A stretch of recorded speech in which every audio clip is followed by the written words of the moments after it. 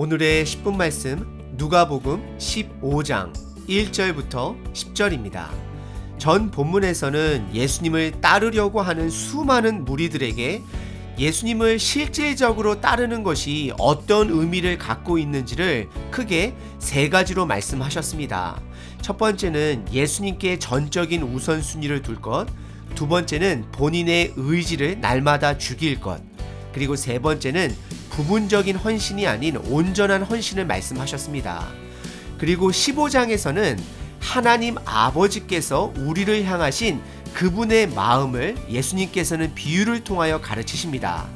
15장에서는 총 3가지 비유가 나와 있습니다. 첫 번째는 잃어버린 양의 비유, 두 번째는 잃어버린 동전의 비유, 세 번째는 돌아온 둘째 아들의 비유입니다. 하지만 오늘 본문은 첫 번째와 두 번째 비유만 함께 살펴보도록 하겠습니다. 오늘 본문의 배경은 전장과 동일하게 바리새인들과 서기관들이 항상 그 자리에 있습니다. 이들은 예수님의 가르침과 행동에 불편했습니다. 그래서 예수님께서는 그들을 향하여 비유로 그들의 불편함에 답을 하고 계시고 있습니다. 그리고 더 나아가 동시에 우리들에게도 말씀을 하고 계십니다. 오늘 본문의 주제어는 회개와 기쁨입니다. 회개는 돌아오는 것이고 하나님으로부터 찾아지는 것입니다. 그리고 기쁨은 잃어버린 것을 찾았을 때의 기쁨을 말합니다. 그리고 회개는 어떻게 보면 우리의 역할이고 기쁨은 하나님 아버지의 관점으로 보통은 다들 인지하고 있습니다. 하지만 누가복음은 오늘 본문을 통하여 회개도 하나님의 주권, 그리고 기쁨도 하나님 아버지의 반응으로 설명하고 있습니다. 오늘 본문을 통해 두 가지를 생각해 보시길 바랍니다. 첫 번째, 너무나도 중요합니다. 난 하나님으로부터 찾아진 사람인가? 두 번째, 난 하나님 아버지의 마음을 헤아리려고 하는 사람인가? 이 두 번째는 첫 번째, 난 하나님으로부터 찾아진 사람인가가 해결이 돼야지만이 두 번째를 고민할 수 있는 것입니다. 오늘 본문에 나온 종교 지도자들은 본인들은 하나님 아버지로부터 본인들은 찾아진 사람이라고 절대적으로 믿고 있는 사람들이었습니다. 하지만 정작 그들은 찾아진 사람들이 아니라 찾아져야 할 사람인들인 것입니다. 그래서 예수님께서는 그들의 착각에 마음 아파하시면서 오늘 비유를 그들에게 말씀하시는 것입니다. 혹시 저와 여러분들은 이런 바리새인들과 같이 하나님으로부터 찾아져야 되는 사람이 아닌가 점검해 보시길 바랍니다. 그리고 오늘 본문에 잃어버린 양을 찾았을 때, 그리고 잃어버린 동전을 찾았을 때 그 주인들은 기뻐합니다. 사실 양을 잃어버린 목자, 그리고 동전을 잃어버린 여인은 하나님을 상징하면서도 동시에 하나님을 상징하는 것이 아닙니다. 이 땅의 사람들도 잃어버린 것을 찾으면 그렇게 기뻐하는데 하나님 아버지께서 잃어버린 사람들, 죄인들을 찾게 되면 이 목자보다, 그리고 이 여인보다 훨씬 더 비교할 수 없을 정도로 기뻐하실 것을 성경은 말하고 있습니다. 그리고 왜 예수님은 수많은 비유 중 목자와 여인들을 사용하셨을까요? 우리는 성경을 많이 접하다 보니 양치기, 목자는 좋은 이미지로 각인이 되어 있습니다. 하지만 고대 중동 문화에서는 목자는 악한 이미지입니다. 그들은 남의 땅에 들어가 방목하고 도둑질하는 사람들로 여겨졌습니다. 1세기 역사학자 요세푸스에 따르면 그 당시 야만인 종족의 번성함은 그들이 양치기에서 시작되었음을 말하고 있습니다. 그리고 그 당시 여인은 종교적 관점에서 소외된 그룹으로 보고 있었습니다. 하지만 예수님께서는 이 여인을 사용하고 목자를 사용하는 것은 종교 지도자들에게 그들이 종교적으로 우월하다고 높다라고 생각하는 그들의 태도를 암묵적으로 지적하고 가르치고 있는 부분인 것입니다. 그리고 더 나아가 오늘 본문의 비유에 잃어버린 것들은 사람이 아니라 동물, 물건입니다. 이것은 예수님께서 우리에게 큰 그림을 주시고 있는 것인데요. 양이 찾아지고 동전이 찾아지는 것은 죄인들이 하나님께 돌아오는 행위를 비유하는 것입니다. 이것은 회개를 말하고 있는 것입니다. 그런데 이 회개의 주체자는 동물인 양도 아니고 물건인 동정도 아니고 하나님 아버지께서 하신다라는 것을 말씀하고 있습니다. 그리고 하나님 아버지께서는 예수님의 삶을 통해 그리고 예수님의 비유를 통해 오늘 우리들에게 그분의 마음을 이해하시길 원하고 계십니다. 그럼 오늘 본문을 조금 더 자세히 살펴보도록 하겠습니다. 1절과 2절은 배경 설명으로 두 그룹 사이에 긴장이 있음을 보여주고 있습니다. 한 그룹은 예수님을 따르는 그룹이고 또 다른 그룹은 종교 지도자들의 그룹입니다. 1절에 모든 세리와 죄인들이 예수님의 가르침을 듣고자 예수님께 나아왔다라고 말을 합니다. 세리는 그 당시 부정한 사람들의 대명사였습니다. 그런 죄인들이 예수님의 말씀 앞에 가까이 나옵니다. 이들은 예수님의 말씀에 가까이 갈수록 하나님 나라에 가까이 가는 것입니다. 하지만 또 다른 그룹은 2절에 바리새인과 서기관들입니다. 이들은 예수님께서 이런 죄인들을 받아주는 것에 대한 불편한 감정이 있어 성경은 수군거려 죄인들을 환영하고 영접하고 같이 먹는다라고 그들의 태도를 표현하고 있습니다. 이런 다친 마음으로 예수님의 가르침을 듣는 이 종교 지도자들은 하나님의 나라를 깨닫지 못하고 점점 더 하나님의 나라로부터 멀어져 가고 있습니다. 예수님과 종교 지도자들은 크게 두 가지 차이점이 있습니다. 첫 번째는 종교 지도자들은 죄인들을 두려워했습니다. 왜냐하면 그들의 더러움이 그들의 거룩성에 묻을까 걱정했습니다. 하지만 예수님께서는 죄인들을 사랑하셨습니다. 왜냐하면 그들의 더러움에 예수님의 거룩으로 인해 그 사람들이 새 사람으로 변화될 수 있기 때문입니다. 그리고 두 번째는 종교 지도자들은 죄를 해결하지 못합니다. 하지만 예수님은 죄를 해결할 수 있는 능력이 있으신 분입니다. 그리고 저와 여러분들이 꼭 기억하셔야 하는 것은 첫 번째, 우리들이 먼저 그분의 예수님의 능력으로 우리들의 죄가 해결되어야 합니다. 그리고 두 번째가 그분의 능력을, 그 소식을 다른 분들에게 전달하셔야 합니다. 3절부터는 예수님이 죄인들과 함께 어울리는 것을 불편해하는 종교 지도자를 향하여 총 3가지 비유 중 오늘 본문은 2가지 비유로 말씀하십니다. 그리고 이 3가지 비유는 동일한 주제를 가지고 있습니다. 그래서 3절에 예수님께서 그들에게 이 비유로 이르시되 할 때에 이 비유는 복수, 비유들이라고 말씀하지 않고 단수인 하나의 비유라고 말씀하십니다. 첫 번째 비유는 3절서부터 7절까지 양의 비유입니다.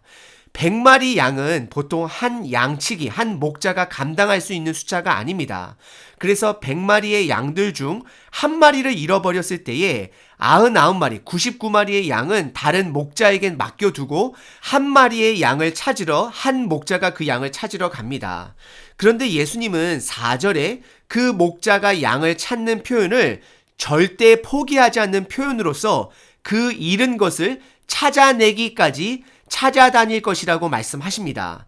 이것은 예수님께서 죄인들을 향해 최선을 다해 포기하지 아니하고 그들에게 하나님의 나라를 가르쳐 주시고 보여주실 것을 말씀하고 있는 것입니다.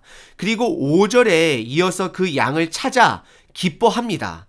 그리고 그 양을 어깨에 메고 오는 것을 표현하고 있습니다. 만약에 이 양이 남의 양이라고 생각한다면 그 양의 무게가 보통 70파운드, 30kg 정도 되는데요.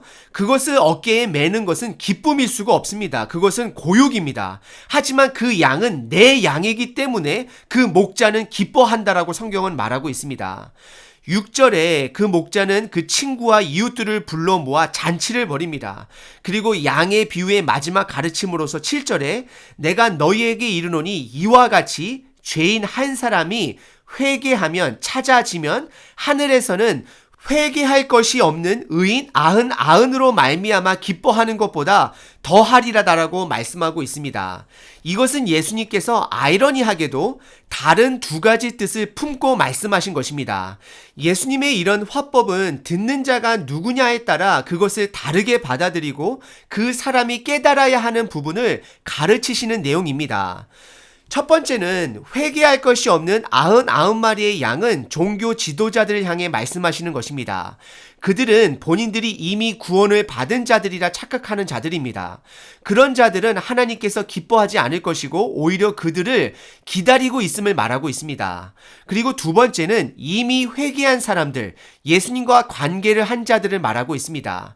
이런 회개의 삶을 시작한 사람들은 예수님의 기쁨에 함께 참여해야 함을 말하고 있습니다. 예수님의 은혜를 먼저 받고 깨달아져 가는 사람들의 특징 중에 하나는 예수님이 기뻐하시면 예수님의 마음을 이해함으로 같이 기뻐할 수 있는 자이고, 예수님께서 안타까워하시면 같이 안타까워하는 특징을 갖게 됩니다. 그리고 두 번째 비유는 8절서부터 10절에 한 여인이 한 동전을 잃어버리고 찾는 내용입니다.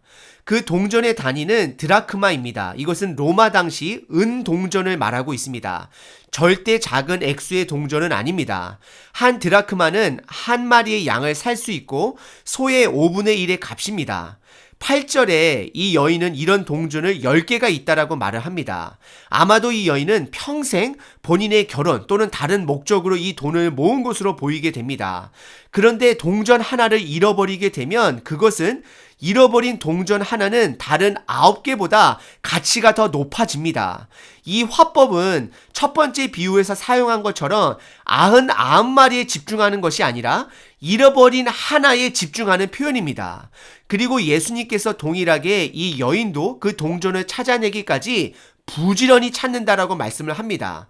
목자나 이 여인이나 찾을 때까지 포기하지 않는 하나님의 모습을 우리에게 보여주고 있습니다. 그리고 그 동전을 찾았을 때에 목자하고 동일하게 9절에 이웃들을 불러 잔치를 하게 됩니다. 그리고 10절에 이 동전의 비유 또한 7절하고 동일하게 한 사람이 회개하면 하나님 앞에 큰 기쁨이 된다라고 성경은 말하고 있습니다. 오늘 두 비유의 패턴은 동일합니다. 첫 번째는 배경 설명을 하게 되고요. 두 번째는 잃어버린 것을 말하고, 세 번째는 철저하게 찾으시는 하나님을 드러내시고, 네 번째는 찾아내시는 하나님, 그리고 다섯 번째는 기쁨을 다른 이웃들과 나누게 되고, 여섯 번째는 가르침을 주시는 내용입니다. 그 가르침은 죄인이 회개하면, 돌아오면, 예수님과 관계를 시작하면 하나님께서는 기뻐하신다라는 것입니다. 그리고 그 기뻐함은 하나님으로부터 하나님과 함께하는 모든 사람의 기쁨이 돼야 된다라고 말씀하시는 것입니다. 오늘 이 두 비유를 통해 우리는 세 가지를 깨달을 수 있습니다. 첫 번째는 회개 또한 사람의 주권이 아니라 하나님의 주권에 있기 때문에 가능하다는 것입니다. 목자와 여자의 마음은 끝까지 찾아냅니다.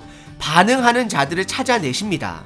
그리고 두 번째는 회개는 나의 능력과 행동이 아니라 예수님의 은혜로부터 자연스럽게 시작되는 나의 반응인 것입니다. 대부분 모든 사람들은 하나님 아버지께서 우리를 이렇게 애타게 찾고 있다는 것을 깨닫지 못합니다.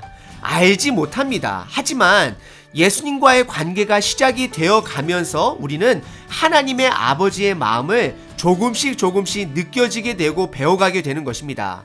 그래서 결국 하나님께서 잃어버린 자를 찾으시면 하나님과 함께 기뻐할 수 있는 것입니다. 그리고 마지막 세 번째는 하나님은 우리들을 내 것이라 표현하셨습니다. 양은 목자들의 것이었습니다. 동전은 여인의 것이었습니다. 우리는 하나님의 것입니다. 우리들의 제자리는 하나님입니다. 그래야 우리 삶이 기쁨이 넘쳐갑니다.